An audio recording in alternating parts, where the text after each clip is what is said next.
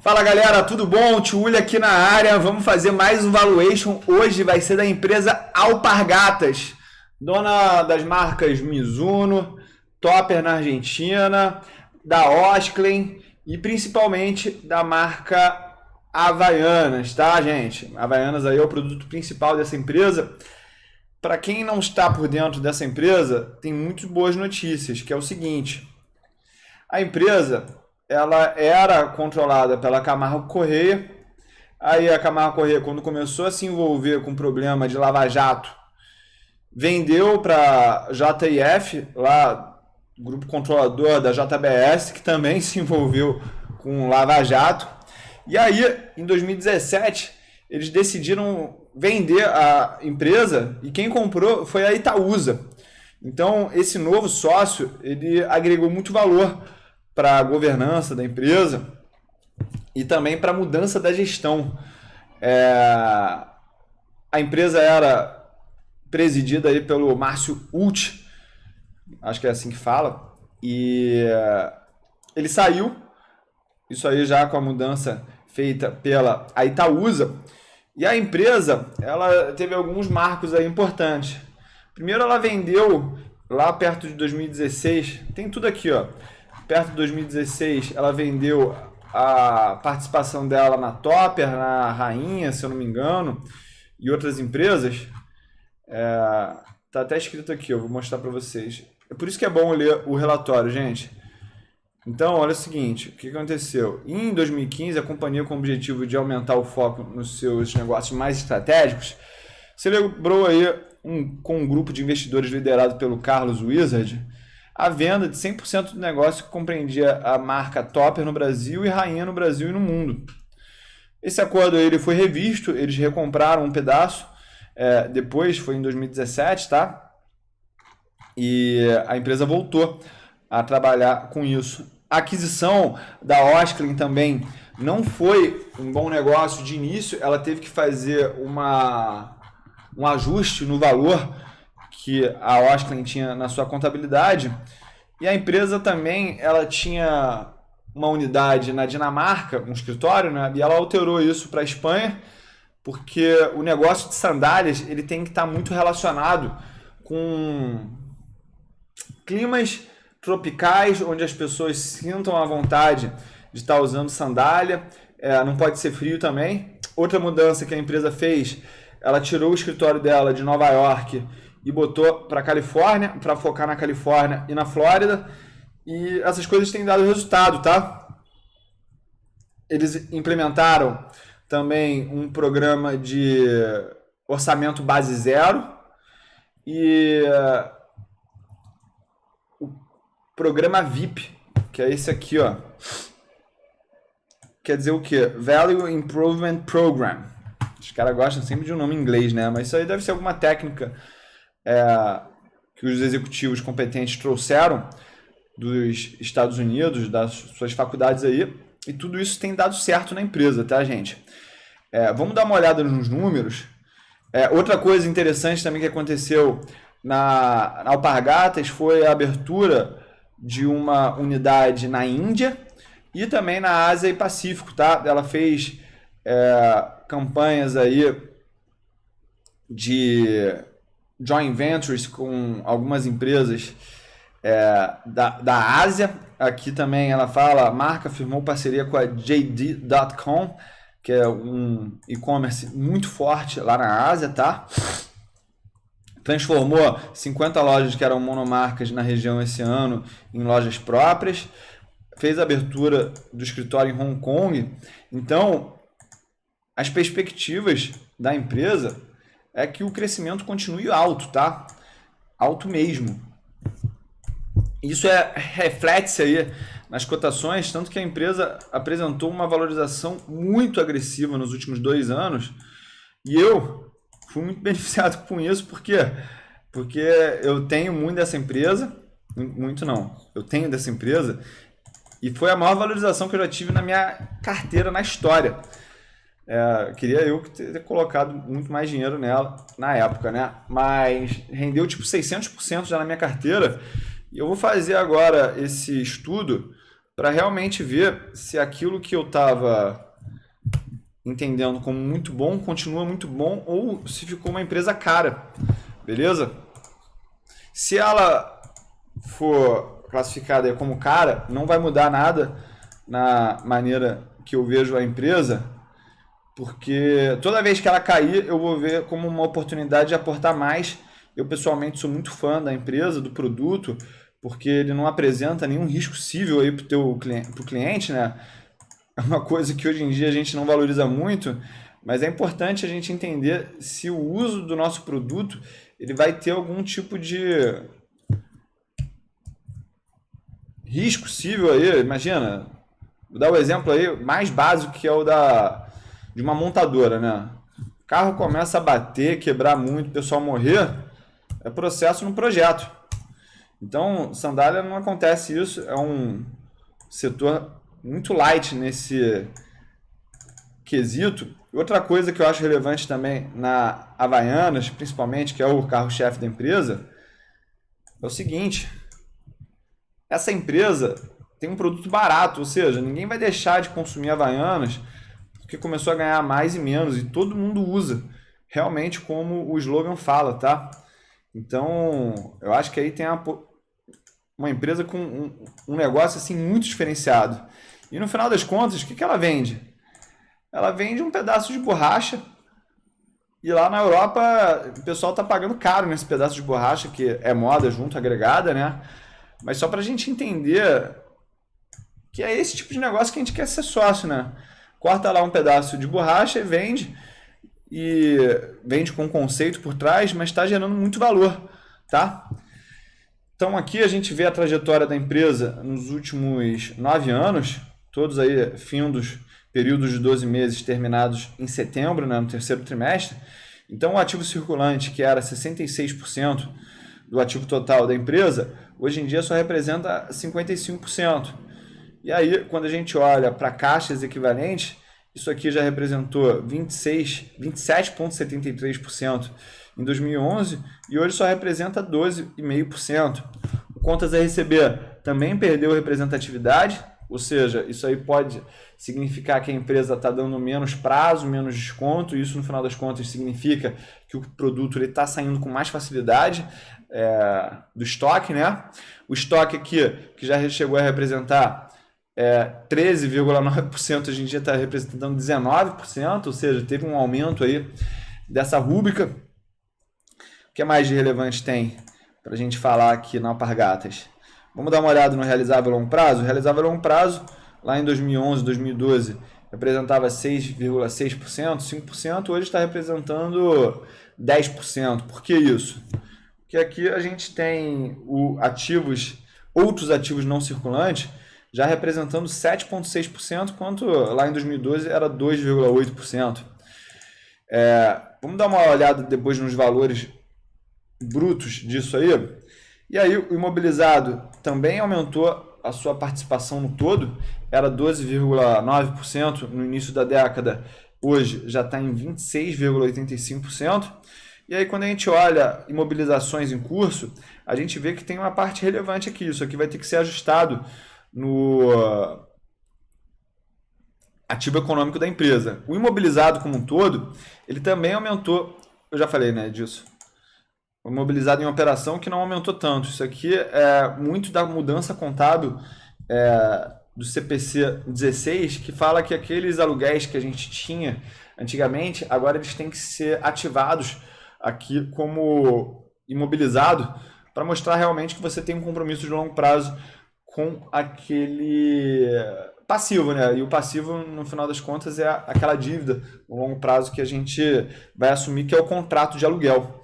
Os intangíveis líquidos, que são relevantes na Alpargatas, porque ela investe muito na marca e também fez aquisições, era por volta de 9,83% em média em 2011 e 2012, e isso caiu para 7% agora em 2019. Esse foi um dos pontos aí que a empresa melhorou muito, ela começou a gastar melhor o dinheiro da verba de marketing, tá? Quando a gente olha o crescimento dessas rúbricas, a gente vê que o ativo total cresceu 12%, o ativo circulante cresceu 5%, Aplicações financeiras cresceu 100%, mas aí o caixa também diminuiu um pouco. O realizável a longo prazo cresceu 24%. O imobilizado cresceu 58%. E os intangíveis líquidos diminuíram aí 35%. Vamos agora pegar esses mesmos dados, trazer para baixo. Deixa eu botar isso aqui em branco.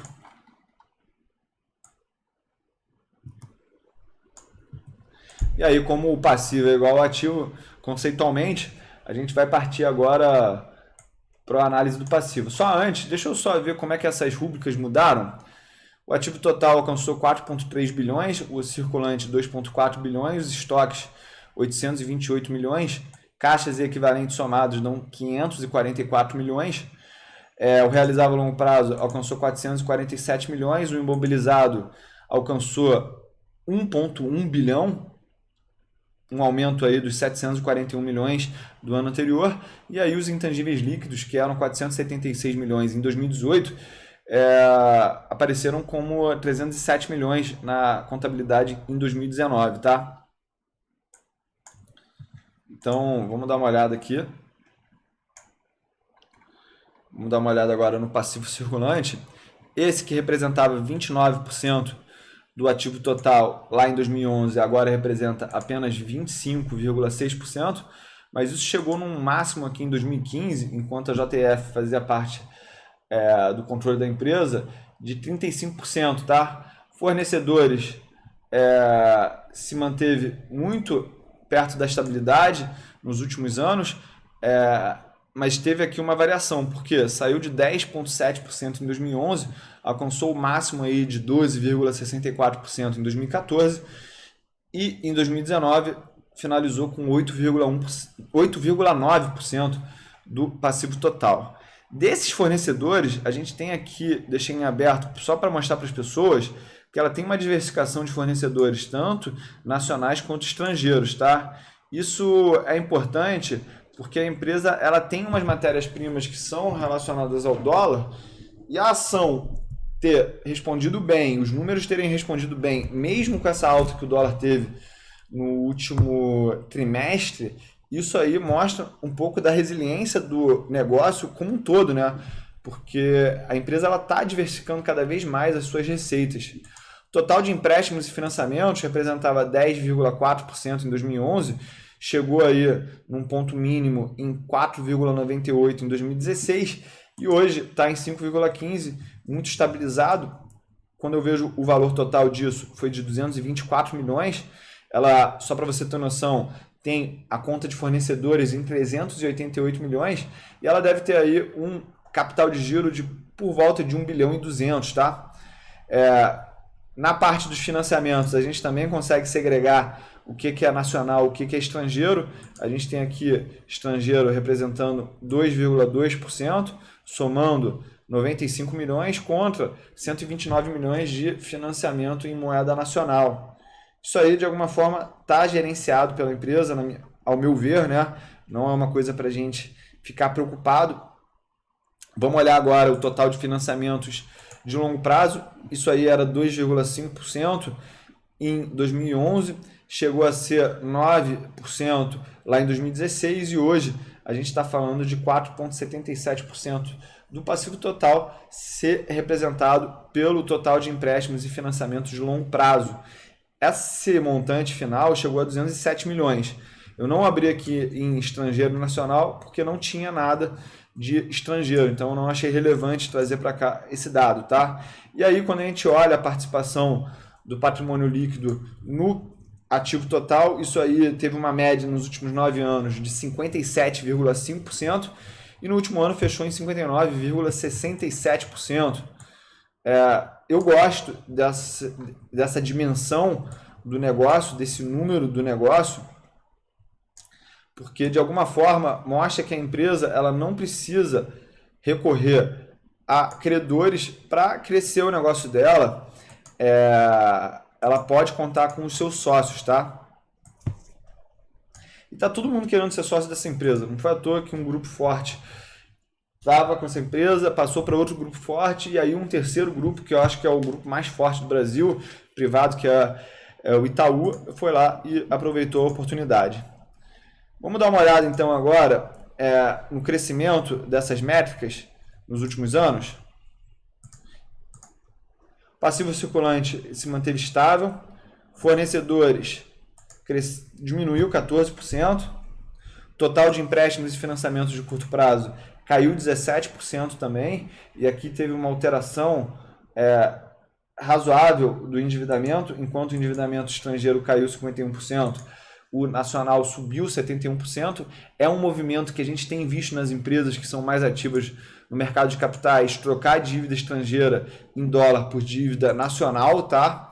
Isso aí também, alguns economistas têm defendido que é o que tem feito o real se desvalorizar ainda mais em relação ao dólar, não somente a força do dólar em relação às outras moedas no mundo, mas esse fato específico ele tem ajudado a essa valorização do dólar em relação ao real. Então, isso é um subsídio que eu uso de informação para pensar, cara, eu acho que o dólar ele não vai se estabilizar nessa faixa de 4,3 depois que a gente tiver um melhor entendimento, o que essas taxas de juros básicas nesses níveis vão gerar. Eu acho que a gente vai ter aí um alívio do dólar, e é importante a gente entender se esse tipo de empresa, que nem a Alpargatas se ela se beneficia ou se prejudica do dólar, ou se é neutro, tá?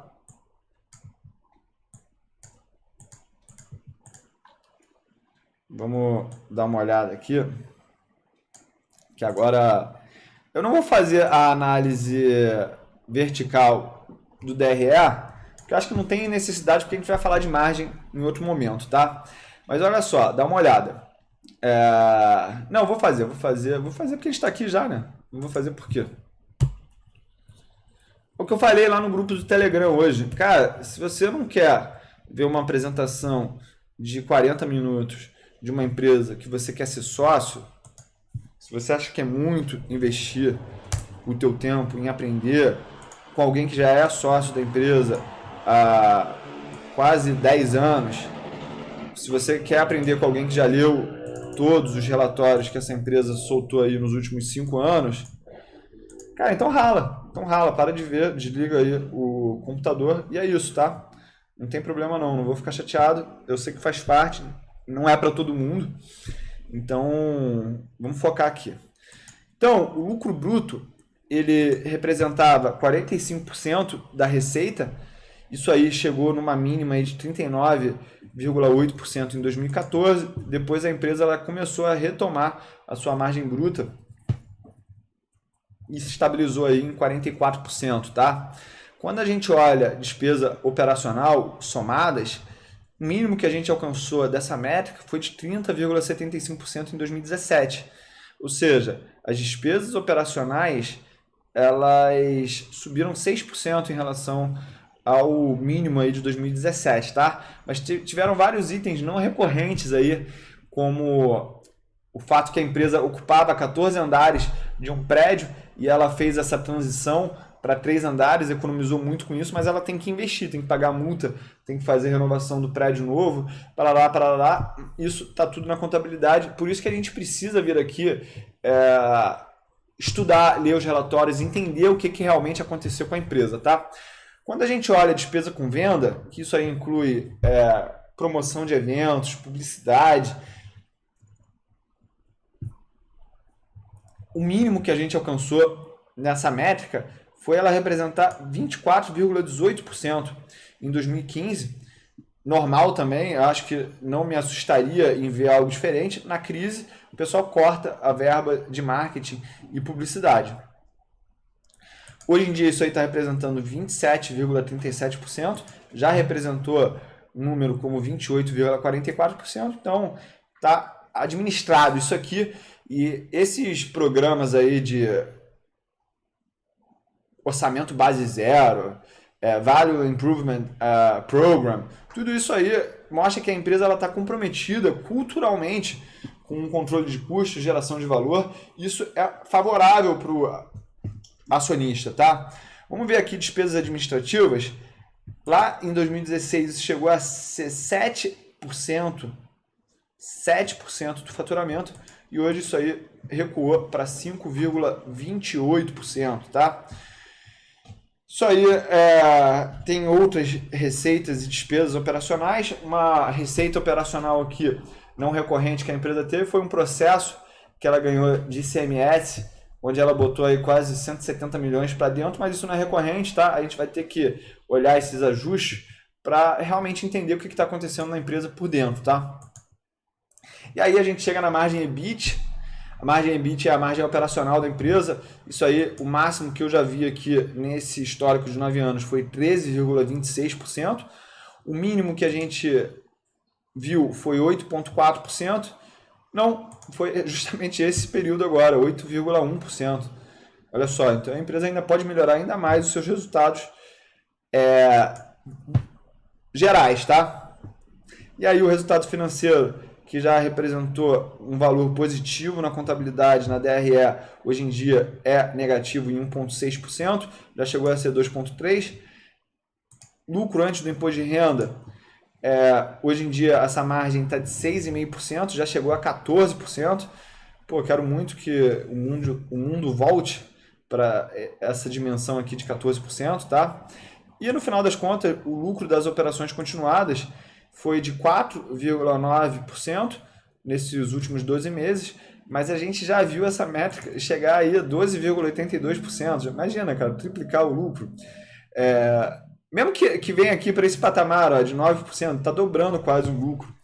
Vamos dar uma olhada como que a empresa se comporta e para a gente ver realmente qual é o preço-lucro dela, que atualmente está muito alto, mas eu não sei se essa métrica ela é verdadeira, tá? Vamos dar uma olhada aqui no crescimento dessas métricas.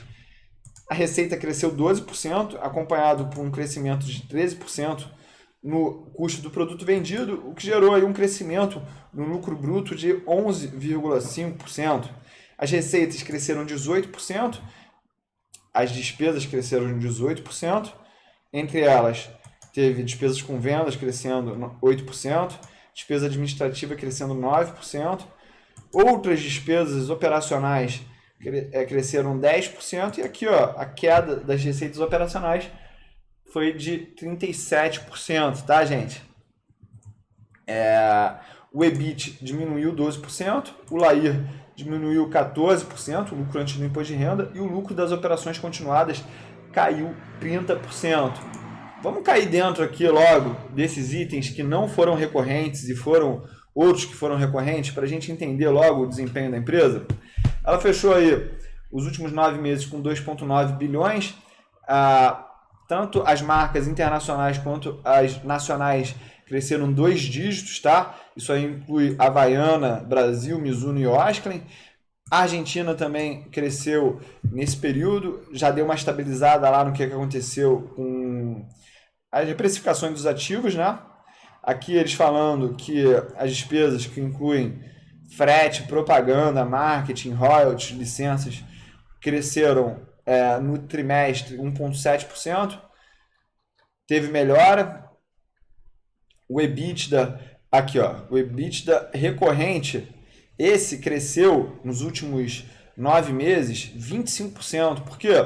Apesar da empresa ter apresentado um EBITDA lá em 2018, nos 9 primeiros meses, de 447 milhões, e quando a gente olha isso de uma maneira bruta, né, sem analisar o que aconteceu, parece que o EBITDA caiu 15%, mas na verdade o EBITDA recorrente cresceu 25%. Por quê?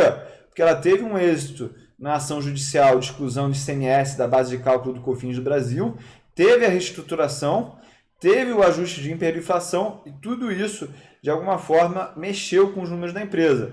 Mas não foi só coisa boa também, né? A empresa aí teve um ajuste do IFRS 16, que é a história de você ter que reconhecer a depreciação desses imóveis dentro da tua contabilidade, acaba diminuindo o lucro. Isso é positivo porque você paga menos imposto de renda, tá? Aqui o capex da empresa foi de 97 milhões nos 9 primeiros meses, ou seja, a empresa não precisa investir muito em ativos de capital para ter um bom resultado, tá?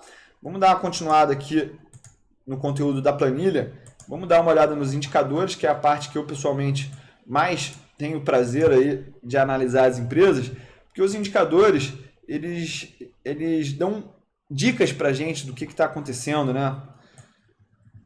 Eles dão dicas do que está acontecendo.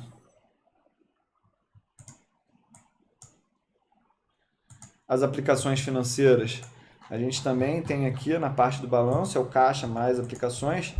Eu consolido esses dois números, tá? Tem gente que não gosta de consolidar, mas cada analista enxerga as empresas da maneira que achar melhor. Por isso que as pessoas ficam me questionando: pô, Tiúlia, agora todo mundo consegue ver no computador as coisas, pô, assim fica mais difícil. Cara, o valor, ele não tá na informação, no dado. Ele tá em como você processa a informação, tá? Tá em como você processa a informação. Não é do jeito que você analisa ou indica os números da empresa. Então, por exemplo, se você tivesse lido as informações que a Alpargatas botou nos últimos relatórios de acionistas, você veria essa história dela estar abrindo um escritório na China, você estaria vendo essa história da Índia, na Ásia, essa história de trocar o escritório de Nova York para um clima mais ameno, tá? Olha aí, a empresa ela tem caixa líquido, tá? Eu gosto disso. Isso aí, na minha cabeça, diminui o risco de insolvência da empresa. Então, isso aí soma para... Isso aí, na minha cabeça, soma pro efeito Linde da empresa, tá? EBITDA vai ser depreciação.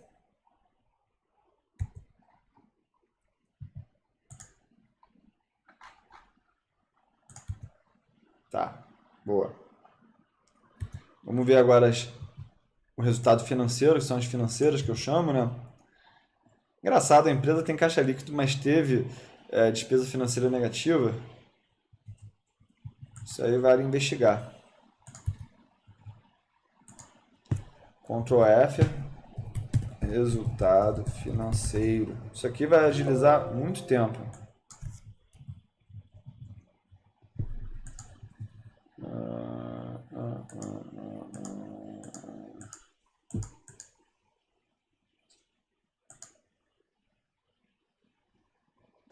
Resultado financeiro.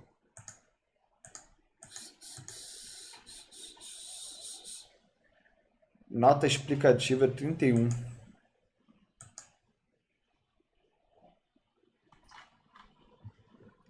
Nota explicativa 31. Vamos ver aqui a nota explicativa 31. Quando o Buffett fala que lê 600 páginas por dia, eu acredito que ele lê isso aqui. Cada relatório desse tem 80 páginas, ele lê 7 relatórios por dia. E aqui tem muito número, tá, gente? Então, olha só. Do resultado financeiro que a empresa teve, de menos 88 milhões nesses 9 primeiros meses, o que foi que pesou aqui? Juros sobre financiamentos, 43 milhões. Juros passivos, 43 milhões. Ó, os juros sobre arrendamento aí, ó, 16 milhões. Ou seja, não tinha aqui essa rúbrica em 2018 e tem agora nesse ano, tá?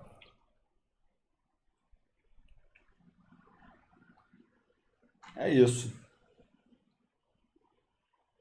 Despesa bancária, imposto sobre receita financeira. Isso aqui provavelmente é assim, ó. A empresa, quando ela vende no cartão, e esse cartão ele vai vencer daqui a um mês, daqui a 3 meses, e ela traz isso e desconta, isso aí entra como dívida e esse desconto, essa taxa de desconto, entra como despesa financeira, tá? Apesar de você ter aquele recibo na mão e aquilo não constituir um risco, na minha cabeça, muito alto para quem tem aquele recibo. Porque você está descontando aí de banco grande, tá? E para fechar o ciclo financeiro, para otimizar a estrutura de capital da empresa, essas empresas de varejo, que nem a Havaianas, a Alpargatas, né? Ela adianta mesmo e não quer nem saber. Então a gente tem que entender que tipo de despesa financeira também que a gente está tendo, tá? Vou botar aqui os dividendos.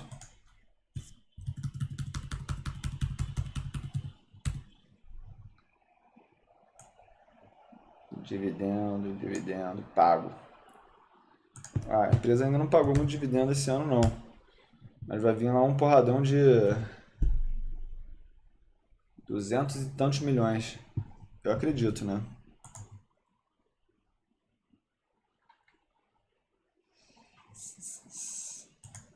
Eu vou fazer aqui depreciação.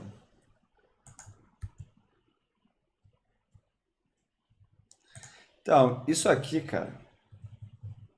Tem que ver aqui o que vai ser esse dividendo, tá? Porque esse número aqui ele não está em acordo com, não está alinhado aqui com o que a empresa veio fazendo no passado, tá? Então a gente tem que analisar o comportamento passado da empresa. Nenhum ano ela pagou 86 milhões de dividendo, tá? Então a gente vai ter que ver qual foi o payout médio e essa vai ser a estatística que eu vou usar na hora de ver o crescimento da empresa, beleza? Vamos ver aqui a depreciação sobre o permanente, como que isso conversa, por volta de 10%. E quando a gente pega a depreciação sobre o CAPEX, que é a compra líquida de ativos, a gente entende aí também compra líquida de ativo permanente. A gente entende se a empresa é intensiva mesmo em capital ou não. E aqui a gente vê que não é, né? Por quê? Porque a empresa ela apresentou aí uma depreciação acima do CAPEX dela.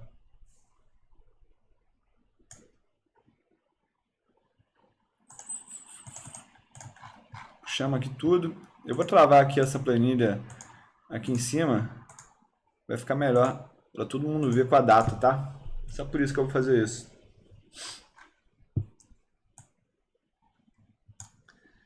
Vamos aqui botar isso em percentual logo. Isso aí. Vou fazer agora a necessidade de capital de giro desse negócio. O que é a necessidade de capital de giro? Ativo circulante, menos caixa, menos aplicações, menos despesas antecipadas, menos, abre parênteses de novo, passivo circulante, menos total de empresas, empréstimos e financiamentos, menos dividendos a pagar, menos... É isso aí, menos isso. Aqui a gente tem ativo circulante menos passivo circulante com capital de giro. O saldo de tesouraria vai ser o capital de giro menos a necessidade de capital de giro. O ativo econômico vai ser a necessidade de capital de giro mais o ativo não circulante menos imobilizações em curso, tá? Vamos pegar tudo isso, vamos jogar aqui tudo para 2011. O ciclo financeiro vai ser a necessidade de capital de giro sobre a receita, 23 centavos. E aí quando a gente pega esse número e multiplica por 360, a gente pega essa métrica em dias, tá? Então a empresa tem um ciclo financeiro de 83 dias, o que quer dizer que para ela crescer, ela precisa sim investir dinheiro. Mas olha só, depois que a Itaúsa assumiu o controle, a empresa voltou para o seu histórico aí de ciclo financeiro, tá? Mas vamos continuar aqui, ó, o payout. Payout vai ser o dividendo sobre o lucro líquido. Perfil das fontes de longo prazo vai ser total de empréstimos e financiamentos sobre total do endividamento bruto. Opa, botei na linha errada. E aí, o percentual de imposto de renda efetivo que a empresa paga, a gente pega pelo lucro líquido sobre o LAIR.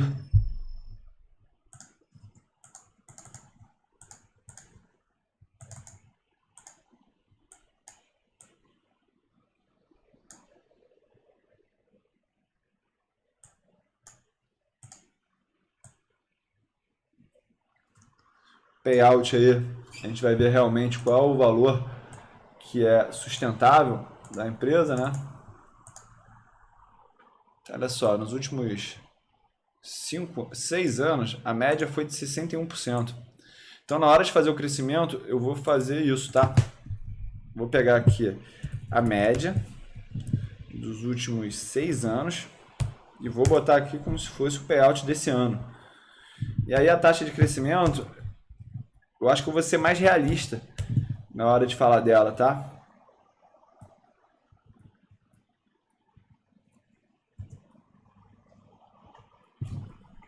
Vamos entender qual que é o equity da empresa.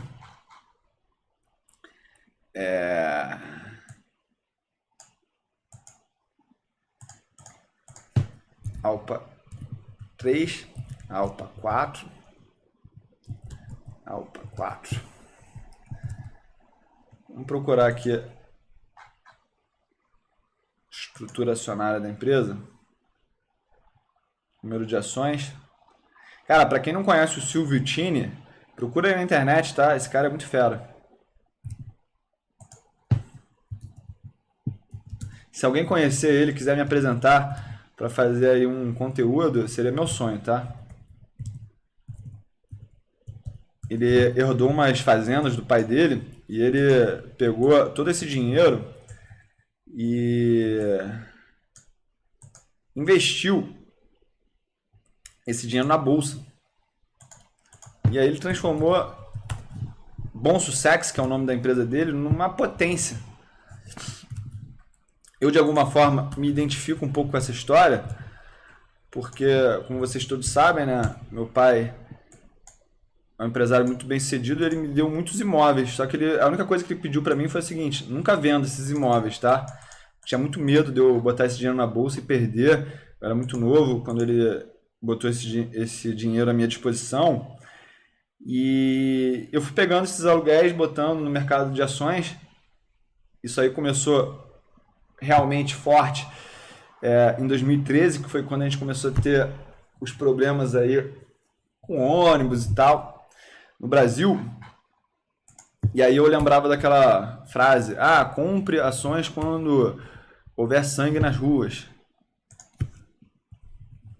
E aí eu comprei e deu certo pra caraca. Graças a Deus.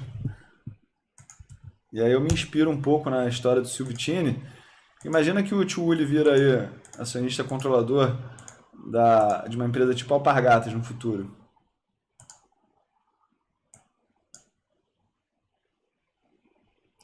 Então 17 bilhões é o valor de mercado atualmente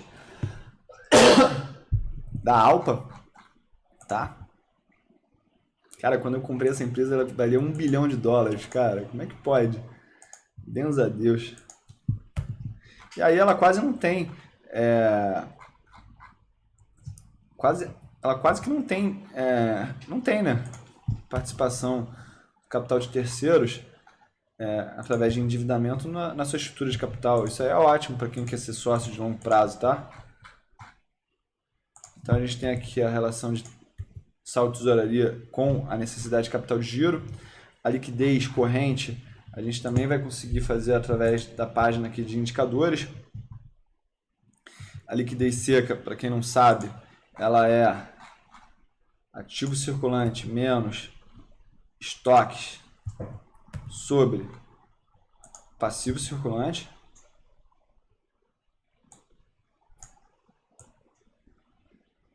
Vamos ver aqui o comportamento desses índices de liquidez ao longo do tempo.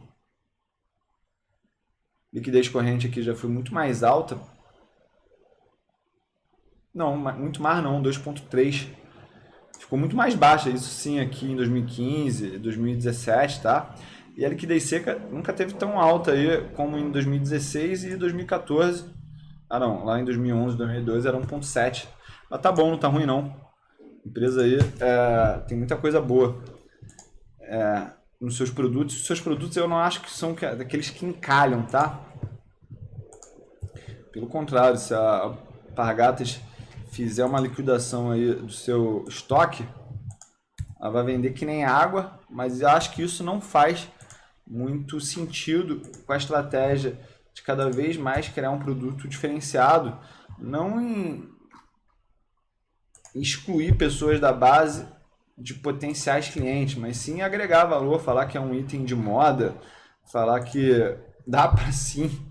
Cara, eu me lembro que quando eu tenho um primo, né, que ele costumava tipo botar blazer e havaiana.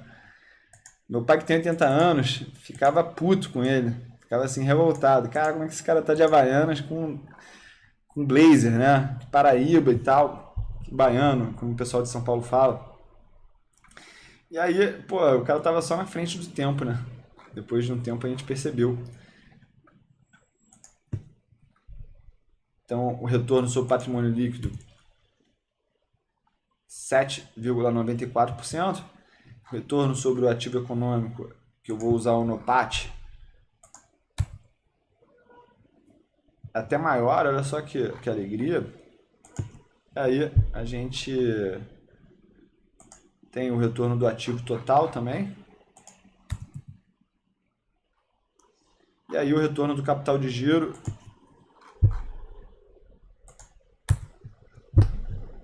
bastante alto, tá? Não é um problema para a empresa. E olha só, outra coisa também importante que eu vou deixar claro para vocês, tá? Eu vejo a Alpargatas como uma empresa internacional, tá? Eu já viajei relativamente bem na minha vida, já fui em todos os lugares que eu queria, isso é certo. Conheço 49 países, mais de 230 cidades aí no mundo. E tipo, a empresa mais internacionalizada que eu vejo realmente é a Alpargatas, tá? Às vezes eu tô assim, uns buracos da vida, e aí eu olho e tem ali uma loja da Havaianas. Isso aí, eu como acionista, me deixa muito feliz, né? Vamos aqui agora fazer o fluxo de caixa.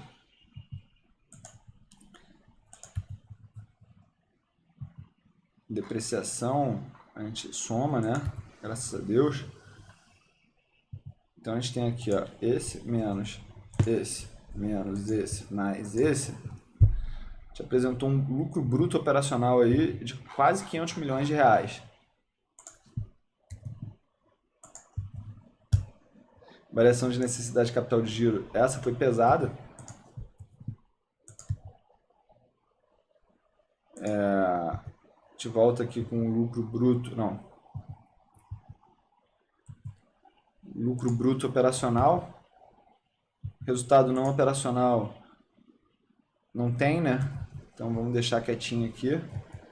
Se eu botar o valor ali, vai dar ruim com as planilhas, então eu vou deixar quietinho. Imposto de renda, a gente também tem uma provisão e o imposto em si, eu vou botar o maior valor, tá? Normalmente. Os outros são os diferidos, tá? Então, o que a gente tem de geração de caixa?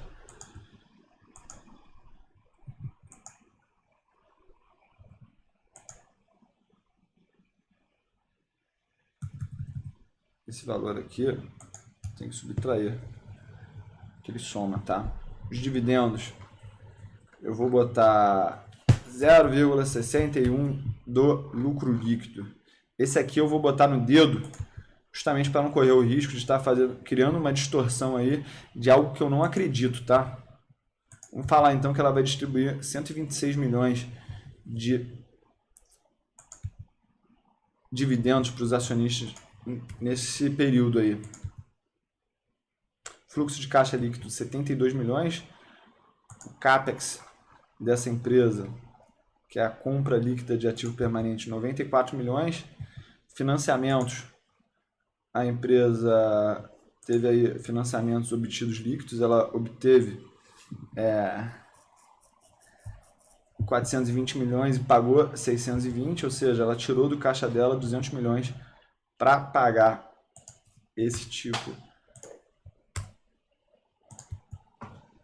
de empréstimo, tá? Então ela diminuiu o seu caixa em 220 milhões. Talvez seja por isso que ela não pagou os dividendos, tá? Então, aqui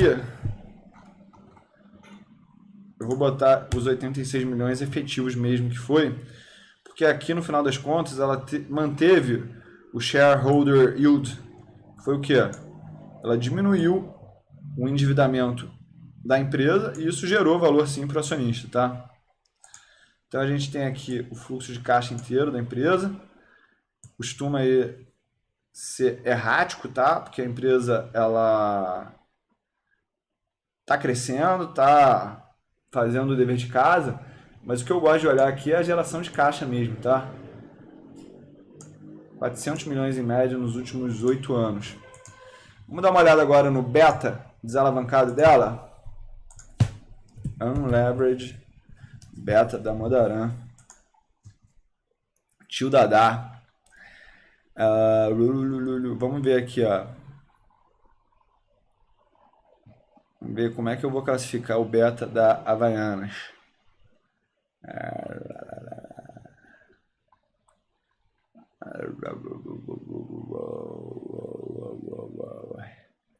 Vou botar aqui, ó, Retail Special Lines 0.77. Uma linha especial do varejo, é um item bem específico, tá? Então, fica de boa aí. Se você quiser arranjar outro e botar, cara, contanto que você esteja ok com isso, tranquilo, tá? Tranquilo. Endividamento 111 milhões positivo. A gente tem aqui o valor de mercado da empresa de 17 bilhões, que acaba gerando aí um beta alavancado de 0,77, já que a empresa não é alavancada, tá? O custo do equity da empresa ficou aí em 7,23%. Eu estou usando aí títulos da renda fixa americana de 10 anos, o beta, um prêmio em cima da renda variável de 4% e um risco país aí do Brasil de 2,44%, tá? Risco da empresa, o que é? Tem risco da empresa porque não tem dívida, nesse sentido, tá? Então vamos botar aqui o EBIT, vamos botar o resultado financeiro. Esse valor aí é de quase 5 vezes. Isso aqui daria um prêmio de risco de 1,8% nessa tabela sintética que eu uso, tá? E aí a gente tem um WACC que é o quê?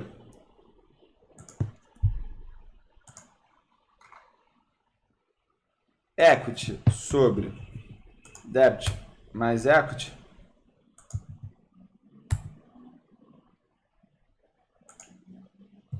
E aí a gente tem esse menos 1.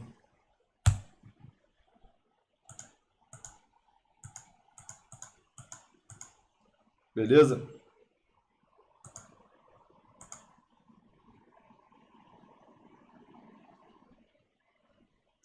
Ah, não. É 1 menos esse. Foi mal. Então aí a gente tem um custo de capital em dólar de 7,26%. Vamos dar uma olhada aqui no PAT da empresa.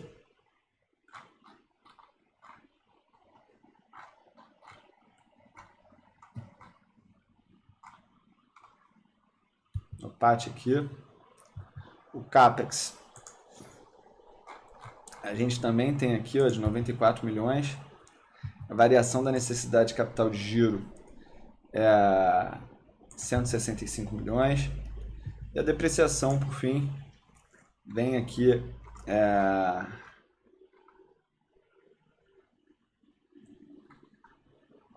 156 milhões. E aí, gente,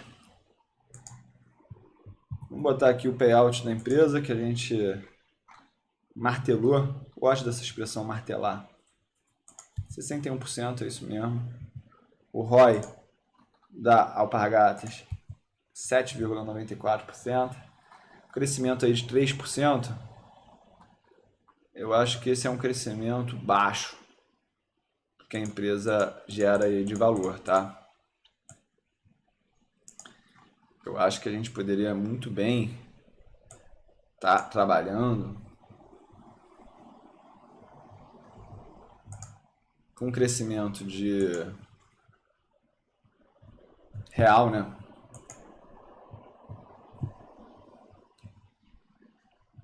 Deixa eu botar aqui o retorno do ativo econômico.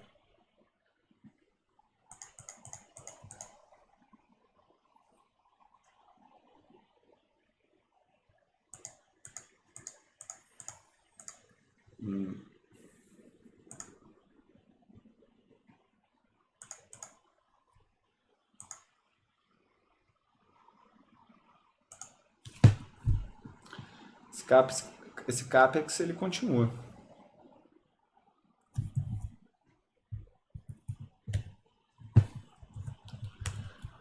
Mais esse crescimento aqui, ó.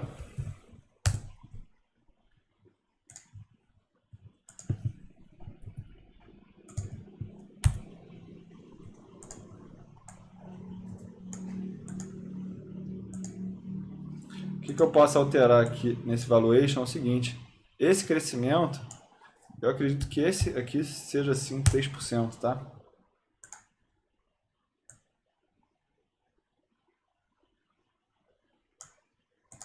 E aí, onde é que está a pegada disso aqui?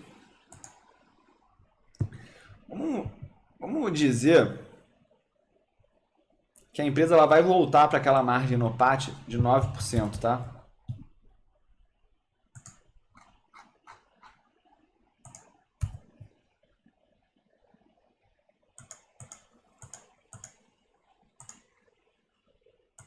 E vamos dizer que a empresa ela vai crescer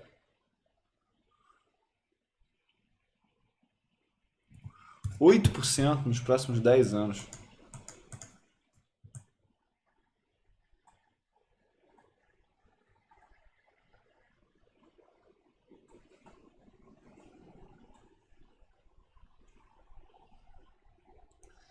A conta não fecha, viu? A conta não fecha. Por quê? A empresa ela simplesmente teria que ter um crescimento, sei lá, de 20% nos próximos 10 anos para ela valer um valor justo do que ela vale hoje. Olha que doideira.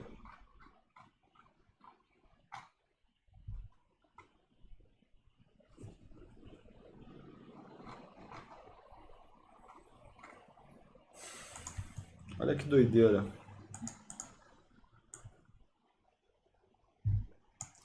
Vamos dizer que ela tivesse lá a maior margem no PAT que ela já apresentou na história.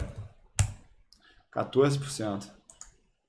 Aí sim, ela está falando de outra coisa.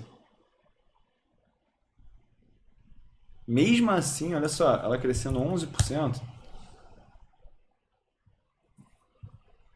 12%,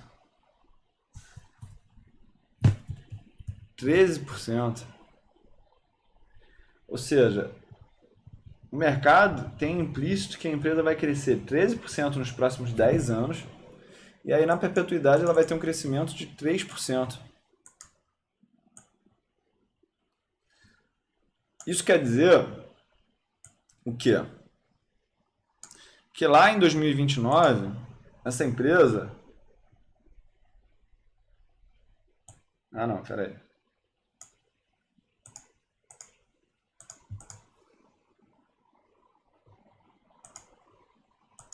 É isso aí. Doideira. 13%. Então, eu acho que esse crescimento é muito grande. Muito grande, é muito grande. Vamos dizer que metade desse crescimento seja aumento de preços e a outra metade seja crescimento mesmo de volume, tá? Então vamos pegar aqui, ó, 1,065 elevar a 10. E aí eu pego isso menos 1. Ou seja, a empresa ela vai crescer 87% dos volumes nos próximos 10 anos, tá? Vamos dar uma olhada aqui, quais são os volumes que a empresa... Volume.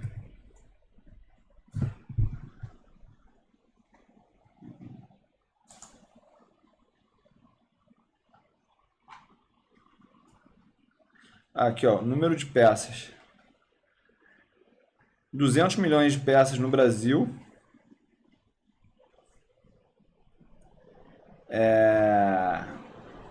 28 milhões no exterior. E 12 milhões... não, 12 milhões não. 16 milhões na Argentina. Vamos falar então que a empresa ela fabrica aí, comercializa 240 milhões de calçados.